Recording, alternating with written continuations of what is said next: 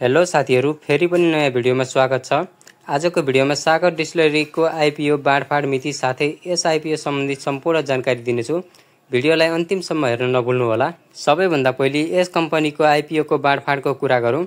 यस कम्पनीको आईपीओ को बाँडफाँड भने भोलि असोज 10 गते शुक्रबार हुने भएको छ र कति बजे हुने भनेर चाहिँ कन्फर्म भएको छैन। 10 बजे गर्ने कि 4 बजे गर्ने भनेर निर्णय भएको छैन र यस कम्पनीको शेयर टोटल 23,52,493 जनाले आवेदन दिएका छन् भने 1,19,064 जनालाई मात्रै यो आईपीओ पर्ने छ र 22 लाख भन्दा बढीको हात भने खाली हुनेछ र यस कम्पनीको आईपीओ सेकेन्डरी मार्केटमा आएपछि पहिलो कारोबार भने 106 रुपैयाँ 52 पैसादेखि लिएर 319 रुपैयाँ 56 पैसासम्म हुनेछ र यो आईपीओ चाहिँ म्यानुफ्याक्चरिङ सेक्टरको आईपीओ हो र पहिलेको डिस्टिलरी कम्पनीहरुको आईपीओ हेर्ने हो भने यस कम्पनीले चाहिँ राम्रो आम्दानी दिन सक्नेछ। यदि आजको भिडियो मन परेमा च्यानललाई सब्स्क्राइब गरी बेल आइकनलाई अलमा राख्न नभुल्नु होला।